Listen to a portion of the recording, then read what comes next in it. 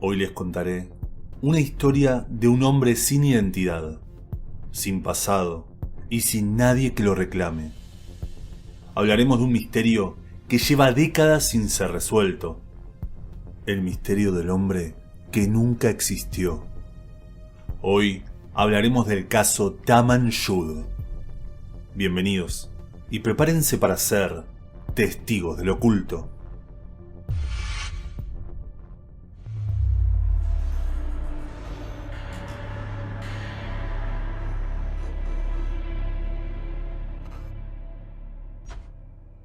Era el 1 de diciembre de 1948, cuando amaneció en Somerton un hombre recostado en la playa. Algunos ya lo habían visto la noche anterior y pensaron que estaba borracho, por lo que no le dieron importancia. Pero al acercarse la policía a despertarlo, descubrieron lo inevitable. Aquel hombre estaba muerto, y a partir de ese momento surgieron interminables preguntas que ninguna tendría respuesta. Al revisar el cuerpo, no encontraron ninguna identificación, ningún documento, ni siquiera dinero, nada que los ayude a saber quién fue esa persona. Nadie lo reconocía, nadie lo buscaba, ni nadie reclamó el cuerpo, y sus huellas dactilares no correspondían con nadie en la base de datos. Aquella persona simplemente no existía.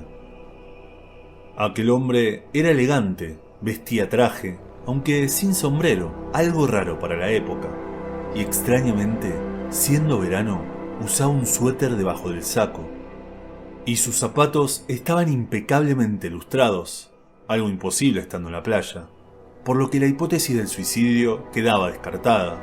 Alguien lo asesinó y lo dejó en ese lugar.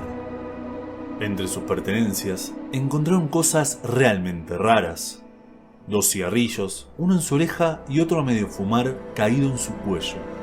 Un pasaje de autobús que nunca usó, un peine, chicles y un paquete de cigarrillos relleno con unos más caros de los que traía el paquete original.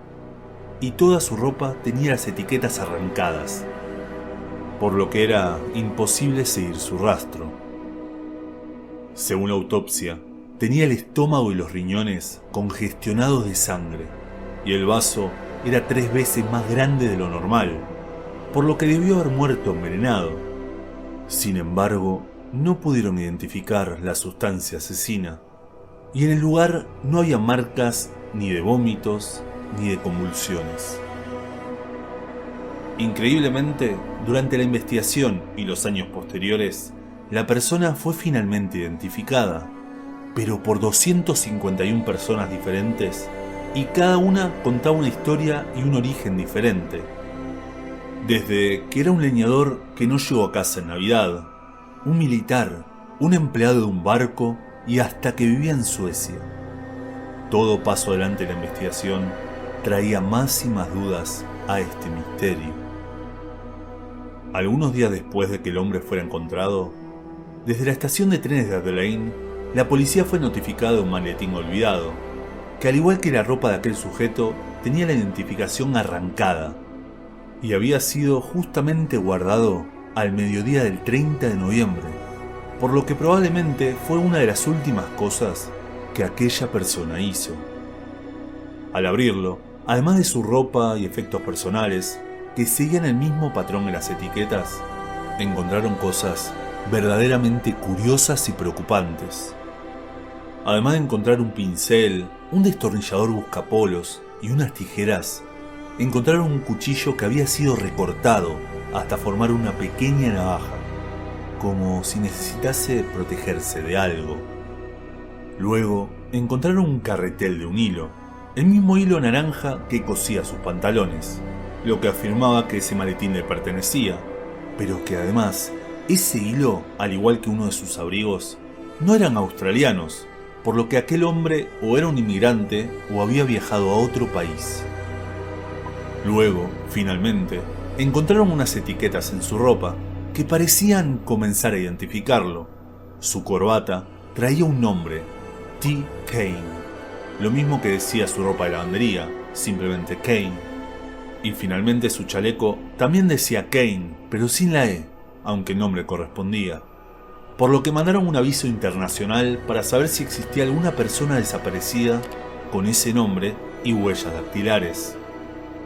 Increíblemente, no existía una denuncia de un T. Kane desaparecido en ningún país de habla inglesa. Todo volvía a foja cero. La policía, ya sin pistas, decidió hacer otra inspección entre su ropa, y así descubrieron algo que no habían notado la primera vez: un pequeño trozo de papel que parecía arrancado de un libro, con la leyenda escrita Taman Yud. Algo que traducido del turco significa terminado o finalizado. Según la investigación, le pertenecería al libro El Rubaiyat, de Omar Khayyam. Un libro que habla de cómo vivir la vida a pleno, hasta en los últimos días. Por lo que la teoría del suicidio volvió a rondar, aunque como vimos, era algo prácticamente imposible. Aquel texto había sido impreso a mano, por lo que era una buena pista para hallar algo. Seguro el libro era antiguo y no había muchos ejemplares en Australia. Como el caso ya salía en los periódicos, un hombre se enteró que buscaban ese libro y se presentó en la policía. Contó que aquel libro no era suyo. Extrañamente lo había encontrado entre 1 a 2 semanas antes del homicidio. Al parecer, alguien se lo dejó en su auto, que justamente estaba estacionado cerca de donde encontrarían al cuerpo. Nuevamente, un callejón sin salida. Al revisar el libro, encontraron que en la parte trasera había un extraño mensaje criptográfico escrito a mano. Este mismo que le estoy mostrando. Se intentó de todo por descifrarlo, desde criptólogos, matemáticos, hasta astrólogos, pero nadie da una respuesta.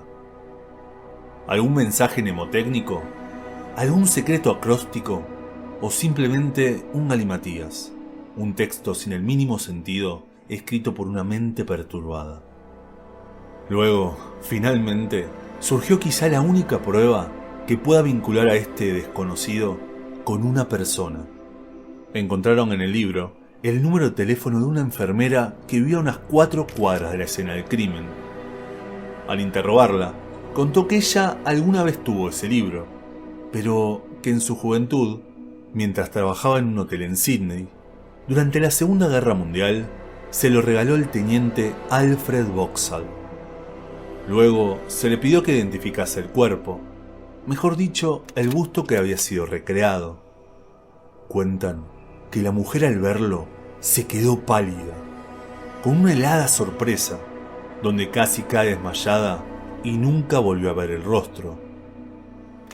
La policía, por la conexión con el libro y su reacción, supuso que el fallecido pudo haber sido el teniente Vauxhall e intentó cerrar el caso. La enfermera se prestó a brindar declaraciones, pero con la única condición de mantenerse en el anonimato. Era lógico, era una mujer casada, no pretendía quedar atada a un caso que podría involucrar a un viejo conocido. Sin embargo, e increíblemente, durante la investigación del teniente, descubrieron que estaba vivo. Y más increíble aún, todavía conservaba, y en perfectas condiciones, el Rubaiyat que aquella enfermera le regaló. Finalmente, y de nuevo en el mismo punto, aquel hombre fue enterrado, y en su epitafio declara: aquí yace el hombre desconocido que fue encontrado en las playas de Somerton. Algunos dicen que pudo haber sido un espía. La Guerra Fría estaba en su auge, y cerca de Somerton estaba la misteriosa Woomera, una plataforma de lanzamiento de misiles y centro de inteligencia ultrasecreto. Quizá un agente descubierto, un doble agente ejecutado por traidor. Puede que por eso no existan registros. Esta historia podría terminar acá y quedarse con una gran incógnita, pero esto es un poco más profundo y misterioso. En junio de 1945, 3 años antes de que aparezca el desconocido, fue encontrado asesinado Joseph George Marshall. Podría ser un caso de homicidio más. Sin embargo, e increíblemente, su cuerpo fue hallado con una copia del Rubaiyat abierta en su pecho. Y el cuerpo fue encontrado en Ashton Park, en Sydney, a unas cuadras de donde trabajaba aquella enfermera, y solo 3 meses antes de que ella le regale el libro al teniente Vauxhall. ¿Qué sabía y ocultó aquella enfermera? ¿Y qué secretos esconde el Rubaiyat? ¿Quién fue el misterioso hombre de Somerton? Muchas gracias por su atención y nos vemos en el siguiente